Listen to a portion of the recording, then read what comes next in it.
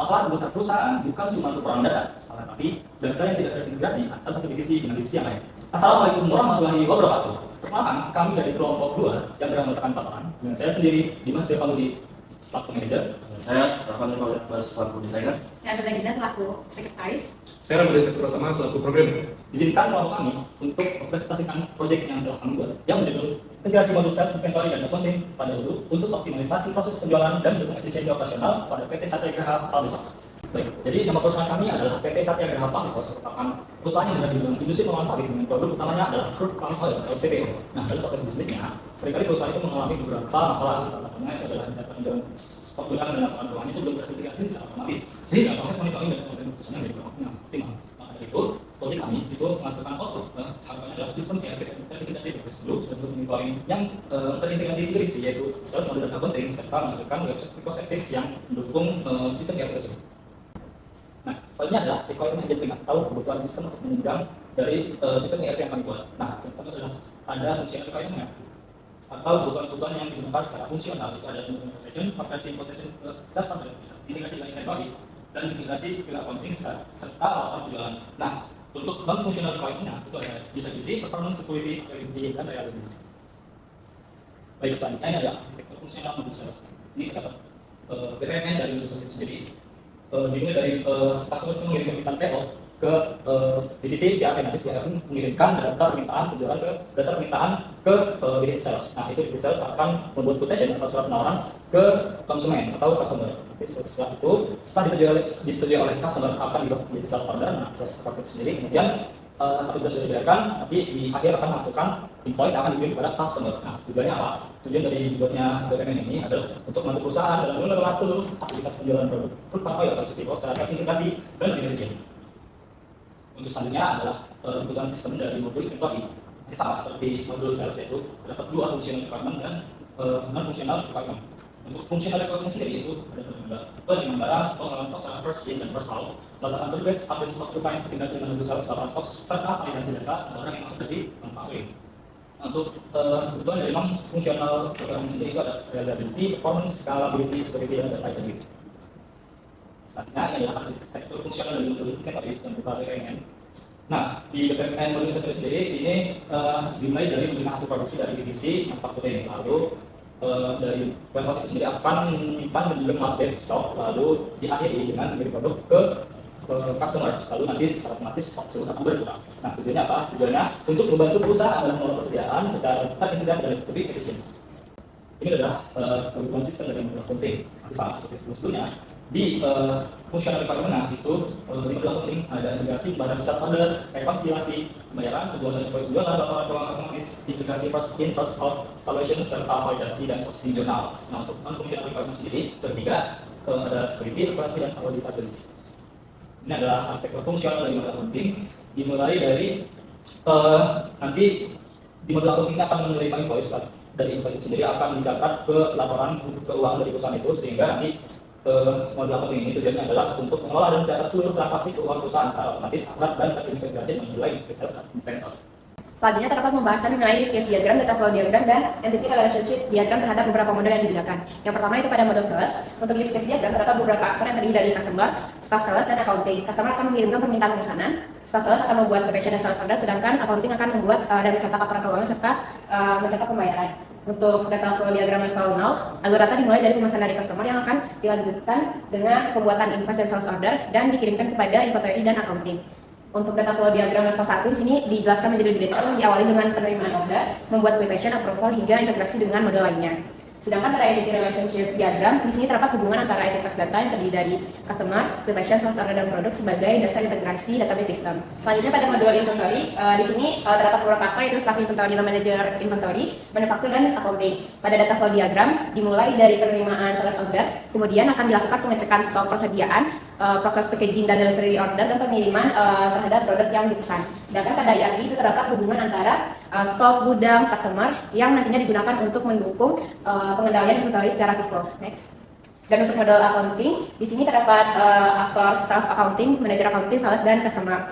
Pada data flow diagram, hasil pencatatan transaksi dari sales dan inventory akan dibuatkan invoice, pembayaran, dan jurnal entry secara otomatis. Kemudian pada ERD, di sini terdapat hubungan antara quotation, sales order, journal entry, dan customer untuk menghasilkan pembayaran sehingga lebih terstruktur dan mudah untuk diaudit. Selanjutnya terdapat pembahasan mengenai performance indikator terhadap 3 modul yang digunakan. Yang pertama itu pada modul sales terdapat KPI utama. Yang pertama adalah order response time, yang dimana ini digunakan untuk mengukur waktu respon terhadap dari sales. Yang kedua ada quotation approval rate yang mengukur persentase dari quotation yang di-approve. Kemudian ada sales target achievement yang mengukur seberapa pencapaian yang diperoleh dari target penjualan. Yang terakhir ada sales trend prediction yang mengukur ketepatan antara prediksi terhadap tren penjualan.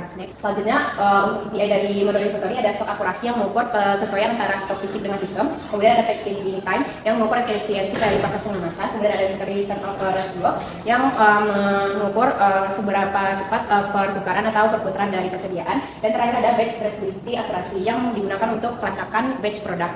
Selanjutnya yang terakhir yaitu KPI dari modul accounting yang terdiri dari invoice accuracy rate, financial report timelines, terus account receivable turnover, dan reconciliation accuracy.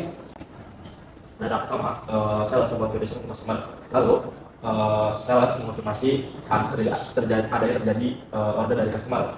Setelah itu, sales mengirimkan invoice setelah customer mengkonfirmasi pembayaran. Setelah itu, setelah sales mengirim invoice ke customer, lalu invoice itu terdata dalam sales ledger. Setelah itu, divisi gudang menyiapkan pengiriman untuk customer yang akan tercatat dalam akunting. Baik, di sini saya akan menjelaskan KPI atau Key Performance Index dari web yang kita integrasikan dengan Google. Apa itu KPI? KPI adalah Key Performance Index yang artinya adalah bagaimana kita mengukur, memonitor, dan juga mengontrol kinerja dari operasional dari web tersebut dengan data real time yang sudah terintegrasi di Google. Nah, untuk modul sales itu sendiri ada order response time, yaitu mengukur rata-rata waktu respon perusahaan terhadap serangan pelanggan. Selanjutnya itu ada customer approval rate, yang dimana mengukur persentase pelanggan yang menyetujui penawaran dan transaksi dengan kita. Selanjutnya itu ada TA atau target achievement, yang dimana TA itu sendiri mengukur pencapaian target kita yang bakal nanti ada di web itu sendiri. Selanjutnya itu adalah sales trend akurasi. Untuk sales trend akurasi ini nanti bakal memberikan grafik yang dimana bisa memberikan data yang bisa kita kontrol dan juga memberikan prediksi terbaik untuk perusahaan kita. Next, selanjutnya modul inventory. Nah, fitur ini sendiri ada stock turnover rate yang dimana mengukur kecepatan perputaran stok CPO itu sendiri. Selanjutnya untuk modul inventory ada fulfillment rate atau FR, itu mengukur kemampuan perusahaan untuk memenuhi permintaan pelanggan. Selanjutnya itu ada inventory akurasi atau INA. Nah, nilai tersebut itu mengukur kesesuaian stok fisik dengan data yang ada di sistem. Selanjutnya ada stock holding time atau SHT yang dimana nilai tersebut akan mengukur rata-rata lama penyimpanan stok yang ada di gudang ataupun di tangki. Oke, selanjutnya itu ada modul accounting. Untuk modul accounting itu sendiri nanti bakal ada fitur yang dimana yang pertama ada day sales outstanding atau DSO. Nilai ini mengukur rata-rata waktu penagihan piutang. Nah, selanjutnya itu ada invoice accuracy atau mengukur tingkat akurasi invoice yang dibuat. Lalu ada budget utilization, itu mengukur penggunaan anggaran perusahaan. Lalu yang terakhir ada cash flow trend atau CFT untuk mengukur pertumbuhan arus kas perusahaan. Baik, selanjutnya saya akan menjelaskan terkait demo simulasi sistem pemilihan lahan buat. Nah, pertama, dari tim sales akan menanyakan kepada tim penggunaan inventory terkait ketersediaan stok. Nah, nanti setelah tim inventory mengatakan bahwa stok yang tersedia, maka dari tim sales itu sendiri akan membuat quotation atau surat tawaran kepada customers. Nanti setelah quotation itu disetujui oleh customers, selanjutnya dari quotation itu sendiri akan dikonversi menjadi sales order. Nah, sales order ini dicatat sebagai pemesanan dari customers. Nah, sales order nanti kita akan menunggu dari customer itu sendiri apakah sudah bayar atau belum. Nanti kalau sudah bayar, maka dari tim sales itu sendiri akan membuat invoice. Nah, invoice itu sendiri nanti apabila sudah dimasukkan ke bayaran tadi itu akan dikirimkan melalui email. Nanti dimasukkan pakai jurnal, pakai metode dan segala macam. Nanti setelah diisi akan ada status paid atau sudah dibayar. Nanti invoice itu akan dikirim ke customer. Nanti dari accounting itu sendiri akan mencatat transaksi penjualan lalu akan menghasilkan entry journal seperti itu. Baik, sekarang kita akan memberikan demo untuk web yang sudah terintegrasi dengan Windows sebelumnya. Nah, di sini kita bisa login sebagai manajer dan juga staff. Sekarang kita akan masuk sebagai manajer terlebih dahulu. Untuk dashboard manager itu terdapat info, yang ada sales, stock, pending, dan juga invoice yang sudah dilaporkan dari staff sebelumnya. Ada approval center dan juga manajer juga bisa approve. Ke bawah lagi. Nah, di sini bakal ada KPI metrics yang dimana kita bisa mengukur kinerja dari web ini sendiri dengan data real time yang sudah ada di Google.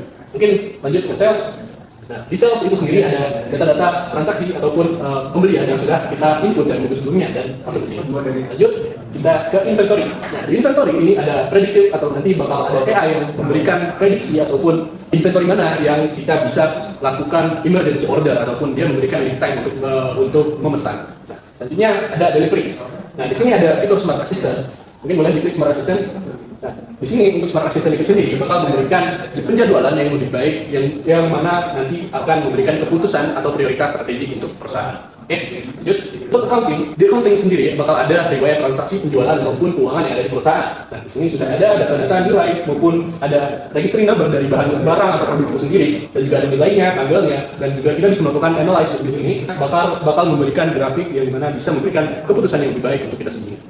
Oke, dapat dilihat di sini bahwa integrasi model sales yang terkait dengan accounting pada ERP 2019 mampu menciptakan sistem kerja otomatis yang saling terhubung. Prosesnya dimulai dari pembuatan sales order, verifikasi stok, dan pembuatan invoice secara otomatis. Dengan integrasi ini, proses bisnis akan menjadi lebih cepat, efisien, dan minim kesalahan input data. Selain itu, sistem ini akan membantu penjualan CPO melalui pengecekan stok secara real time, percepatan quotation, meningkatkan akurasi laporan keuangan, dan pengendalian inventory secara FIFO. Data yang sangat teraplikasi bukan hanya mempercepat pengambilan seseorang, tapi data integrasi juga mempercepat pengambilan keputusan dalam sebuah perusahaan. Dan juga misalnya yang kami sampaikan, dan bisa menjadi kesalahan orang warahmatullahi wabarakatuh.